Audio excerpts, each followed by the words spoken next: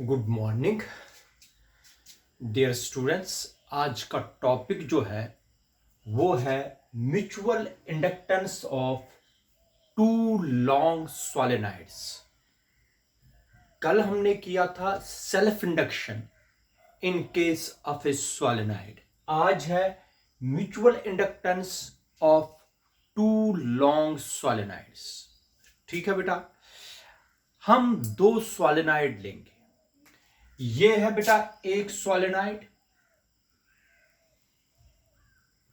इस सॉलेनॉइड को बोलते हैं S1। ये है बेटा सॉलेनॉइड S1। इस सॉलेनॉइड में नंबर ऑफ टर्न जो है, इस सॉलेनॉइड में जो सॉलेनॉइड नंबर 1 है बेटा, ये सॉलेनॉइड नंबर 1 है। इस सॉलेनॉइड का नाम हमने रखा S1। नंबर ऑफ टर्न्स है बेटा इसमें N1। ये नंबर ऑफ टर्न्स कितनी है? N1। इसकी बेटा जो लेंथ है बेटा L। यहां से यहां तक इसकी लेंथ है L। और ये जो ये टर्न है जिसको हम बोलते हैं area of cross section, area of cross section of each turn is capital A। याद रखना बेटा, S1 हो गया सॉलेनॉइड फर्स्ट, N1 है नंबर ऑफ टर्न्स, L है लेंथ ऑफ द सॉलेनॉइड। ये है लेंथ बेटा यहां से यहां तक एक्चुअल में लेंथ है, length of the solenoid. A है area of cross section of each turn. Clear है बेटा? अब देखो दूसरा सॉलेनॉइड जो है S2 सॉलेनॉइड, वो इस तरीके से इस पर वाउंड किया गया है, उसको मैं डॉटेड से दिखाऊंगा। वो इसी के ऊपर ऐसे वाउंड किया गया है। ये बेटा सॉलेनॉइड सेकंड है, ये इसी के ऊपर वाउंड है। ये दूसरा सॉलेनॉइड है जिनकी टर्न्स एक दूसरे के ऊपर है, बाउंड की गई है इसकी टर्न्स, इस सॉलेनॉइड की और इस सॉलेनॉइड की टर्न्स एक दूसरे के बीच में है, बाउंड की गई है। दो, जैसे आप लोगों के पास दो स्प्रिंग है, उनको आप ऐसे प्रेस करोगे, उनकी टर्न्स एक दूसरे के ऊपर आ जाती है। इसी तरीके से ये जो सॉलेनॉइड है ये है बेटा S2 सॉलेनॉइड।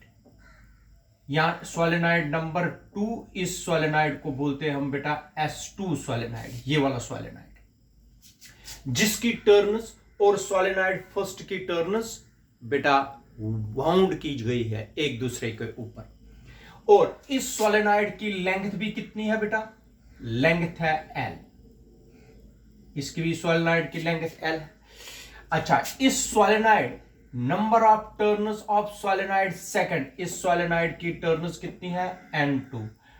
L है लेंथ ऑफ सॉलेनॉइड और A है कैपिटल A है area of each turn of solenoid, ये सेम है। क्लियर है बेटा? हमने क्या किया? Let us consider two solenoids. Let solenoids S1 and S2, let N1 and N2 be the number of turns of solenoid 1 and solenoid 2 respectively. Let L be the length of each solenoid and A, capital A, be the area of cross section of each turn of solenoid. हर किसी turn solenoid की turn का area of cross section A है। ये हमने दोनों solenoids के बारे में आपको ऑलरेडी बताया। ठीक है बेटा? अब सुनो, अगर आप लोग ये जो सॉलेनॉइड फर्स्ट है, मान लीजिए इसमें करंट चल रही है I1। क्या चल रही है? करंट। यहां करंट चल रही है इसमें कितनी? I1 चल रही है करंट ऐसे, यहां से इंटरनो में पास होके करंट आएगी और यहां से वापस आ रही है। अब करंट किस में चल रही है बेटा? सॉलेनॉइड फर्स्ट में। इस सॉलेनॉइड में चल रही है करंट I1। क्लियर है बेटा? किस में चल रही है करंट? सोलेनॉइड फर्स्ट में चल रही है करंट। अगर सोलेनॉइड फर्स्ट में करंट चल रही है, अगर सोलेनॉइड फर्स्ट के अंदर कहीं पर भी आप लोग सोलेनॉइड फर्स्ट के अंदर कहीं पर भी आप लोग पॉइंट लोगे, उस पॉइंट पर कितना मैग्नेटिक फील्ड होगा? हमने पढ़ा है magnetic effects of current. The magnetic field at any point lying well inside the solenoid. Magnetic field किसी भी पॉइंट पर जो सोलेनॉइड के अंदर होगा, जिसमें करंट चल रही है I1, वो लिखा जाता है B1 इज इक्वल टू, अगर आप लोग ये क्वेश्चन पढ़ोगे मैग्नेटिक इफेक्ट्स ऑफ करंट में याद किया होगा, तो वहां पर हमने किया था B1 is equal to mu naught, वहां पर N था, यहां पर होगा N1 क्योंकि नंबर ऑफ टर्न्स इसमें N1 है, और करंट वहां पर I था, यहां पर करंट है बेटा I1 डिवाइडेड बाय L।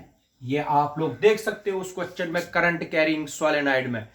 तो इसको पढ़ना है आप लोगों को। The magnetic field at any point lying with in the solenoid S1, इस सोलेनॉइड में कितना मैग्नेटिक फील्ड है? B1, क्योंकि B1 में करंट चल रही है। अब this is equation number first. शाबाश बेटा, आप लोग मुझे बता दीजिए। अब करंट चल रही है किस में? सोलेनॉइड फर्स्ट में। जब भी करंट चलती है तो मैग्नेटिक फील्ड बनता है। वो मैग्नेटिक फील्ड किस में पास होगा? वो किन की टर्नों में पास होगा? सोलेनॉइड सेकंड की टर्नों में पास होगा। कौन? Magnetic field. मैग्नेटिक फील्ड किसकी वजह से बना? जब करंट चली सोलेनॉइड फर्स्ट में, यही मैग्नेटिक फील्ड पास हो गया टर्न्स में। किन टर्न्स में? सोलेनॉइड सेकंड की टर्न्स में। अब मैग्नेटिक फील्ड जब पास होगा सेकंड सोलेनॉइड की टर्न्स में, तो मैग्नेटिक फ्लक्स बनेगा। अब हम क्या करेंगे? हम देखेंगे पहले एक टर्न में कितना मैग्नेटिक फील्ड पास हुआ, एक टर्न में, फिर देखेंगे हम सभी टर्न्स में। इसका मतलब हम देखेंगे मैग्नेटिक फ्लक्स एक टर्न में कितना बढ़ रहा है, फिर सभी टर्न्स में देखेंगे कितना बनेगा। पहले हम सिर्फ एक टर्न में देखेंगे मैग्नेटिक फ्लक्स कितना बना। किसकी वजह से? जब करंट चलेगी I1 प्राइमरी कॉइल में या कॉइल फर्स्ट में। ठीक है। अब जरा आप लोग मुझे बता दीजिए, magnetic flux linked with magnetic flux linked with each turn, linked with each turn, magnetic flux linked with each turn of S2। एक टर्न के साथ कितना मैग्नेटिक फ्लक्स पास होगा? आप सबको पता है मैग्नेटिक फ्लक्स 5 होता है B इंटू A। इसका मतलब हो गया magnetic flux linked with each turn of S2 solenoid second में, वो हो गया बराबर बेटा मैग्नेटिक फील्ड कितना है?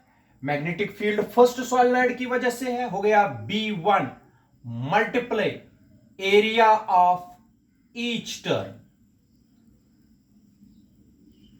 Area of each turn of solenoid 2।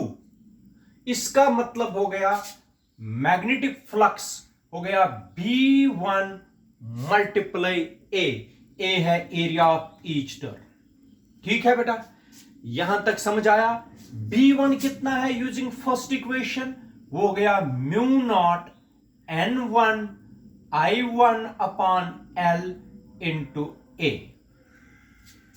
Clear है बेटा? ये एक टर्न के साथ मैग्नेटिक फ्लक्स लिंक है।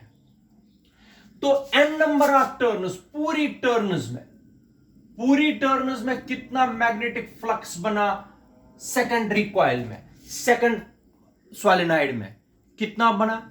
शाबाश बेटा, अगर एक टर्न में इतनी है, n2 टर्न्स में कितना बनेगा? टोटल मैग्नेटिक फ्लक्स बनेगा 5। क्या बनेगा बेटा 5, मगर किस सोलेनॉइड में, सेकंड सोलेनॉइड में बनेगा total magnetic flux through all the turns,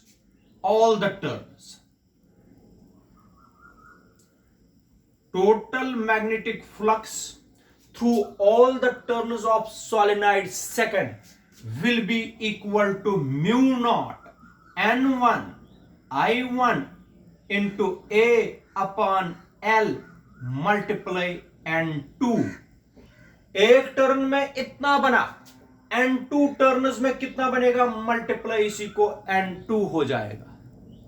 clear करो बेटा, एक टर्न में तो मैग्नेटिक फ्लक्स इतना बना, सभी टर्न्स कितनी है सेकंड सोलेनॉइड में n2, एंड सभी टर्न्स में इतना मैग्नेटिक फ्लक्स बनेगा। ये बना एक टर्न में, सभी टर्न्स में इतना, क्योंकि कितनी टर्न्स है इसमें, n2 टर्न्स।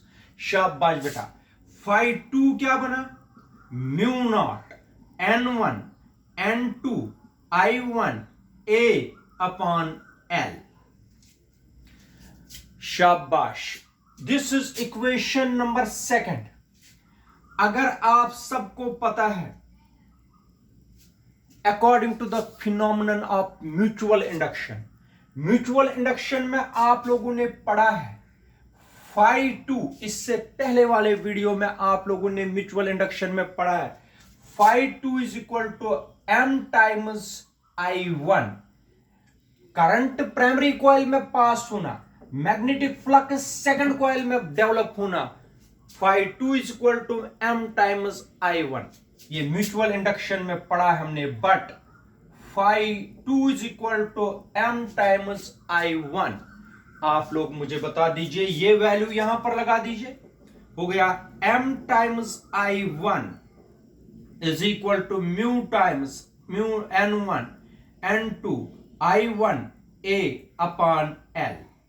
I1 और I1 कैंसल, m आएगा बेटा बराबर mu naught n1 n2 A upon L।